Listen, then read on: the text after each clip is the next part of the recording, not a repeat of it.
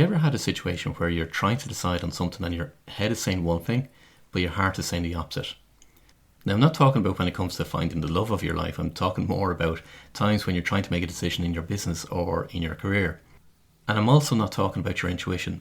There'll be times when you've got a decision to make and everything on paper looks right, but your gut or your intuition is telling you to stay clear. Well, they're easy. You follow your gut every single time. But your heart is different. Your head might be trying to get you to choose between one option or another.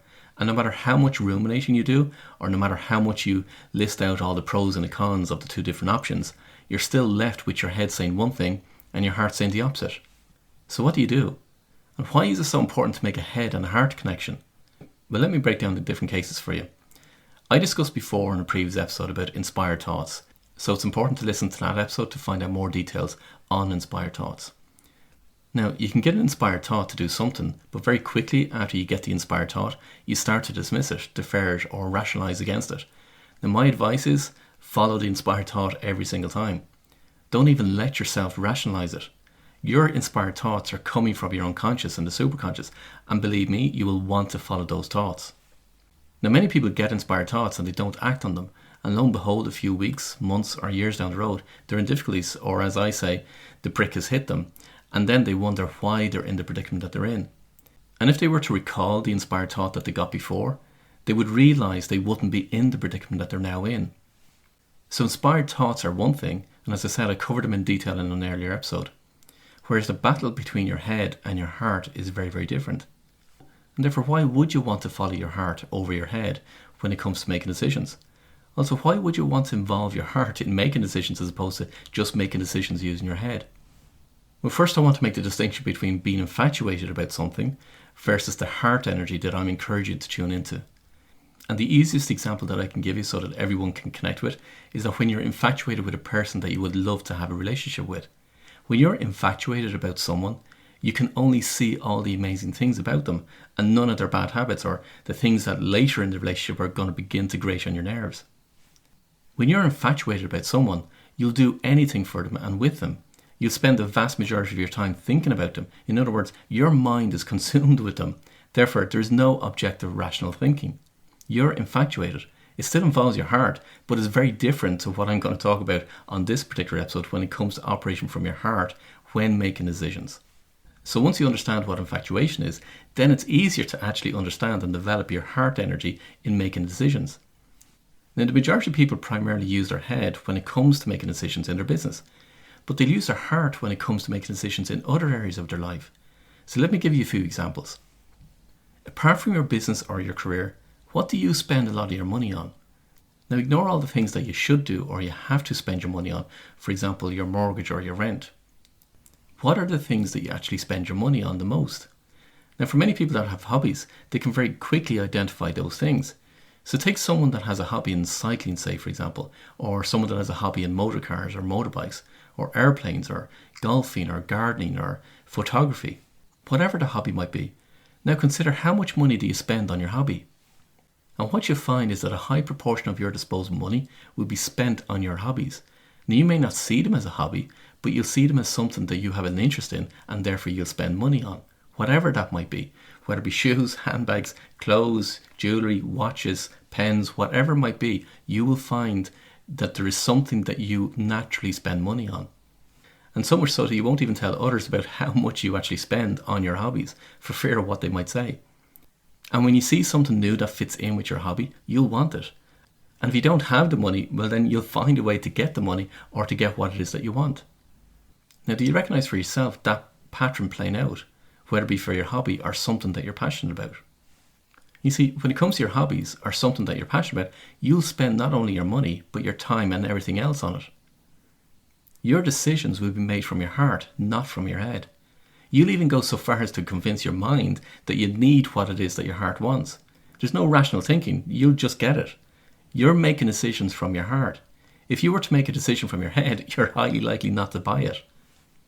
So in our business or our career, we make decisions using our head.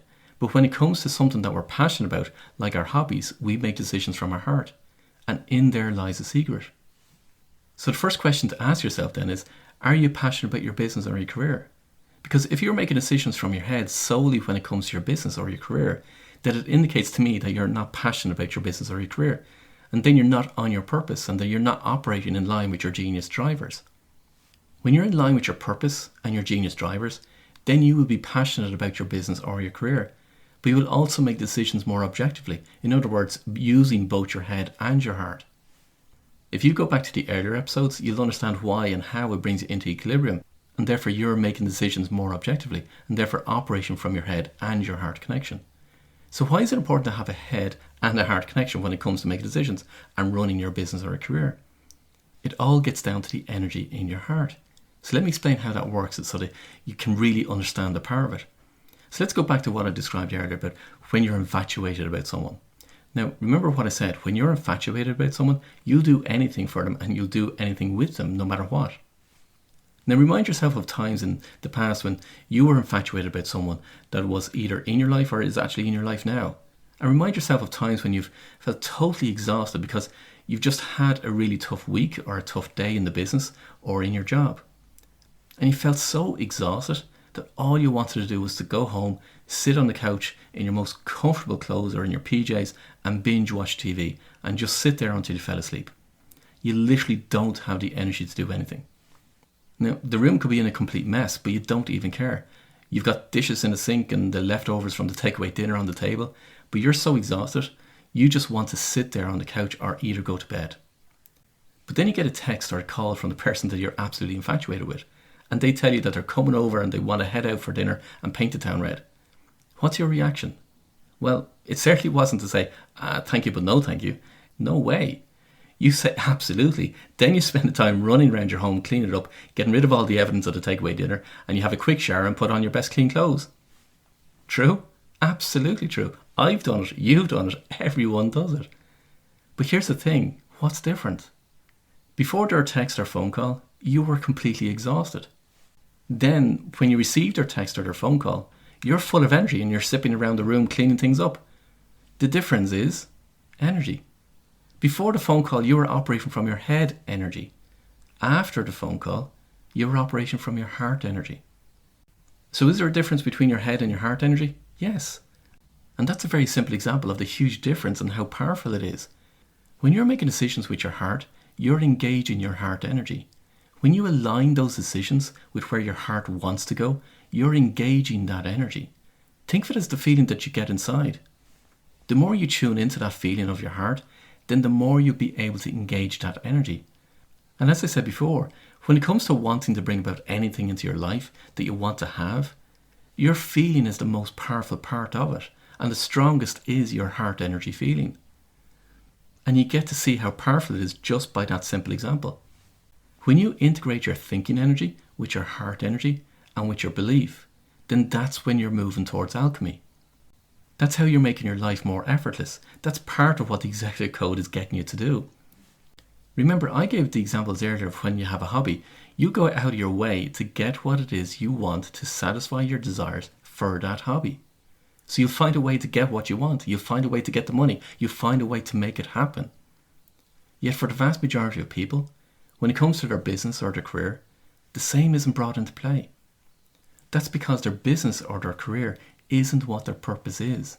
It's not engaging their genius drivers, and it's definitely not integrating their thinking energy with their heart energy. Now, is there a way to make sure that you're not making decisions from your heart only, and therefore you're not making the wrong decisions? Yes, absolutely. Because it's about being objective and being in equilibrium. But now that you know why it's important to develop your head and your heart connection, and how powerful it is, the first thing for you to consider when it comes to your business or your career is, are you doing the business because of your head? Or are you making decisions from your head mainly? And if so, why so? Then the next thing for you to decide is, do you want to go about changing the things so that you're operating from your head and your heart to bring about more alchemy into your life, in all areas of your life? And if you want to find out how that's done, head over to my website, paulwilliamdaves.com, and get in contact with me, and we'll go through it. Also, I mentioned on my last episode that I've just set up a new Facebook group to help as many people as I can, to help you on your journey and to help build a community of great people where everyone can learn and develop and succeed. So if you want to be part of this community, just head over to Facebook and search for the Executive Code page and the Executive Code group. I also have a link to the page in the description of this particular episode, so you can follow it that way if you want. Now, I've got a few great things planned for the group, so it's actually well worth your while getting and joining the group as early as possible. And don't forget, sharing is caring, so please share this podcast with others to help spread the message and to help everybody else on their journey also. And until next time, I wish you every success.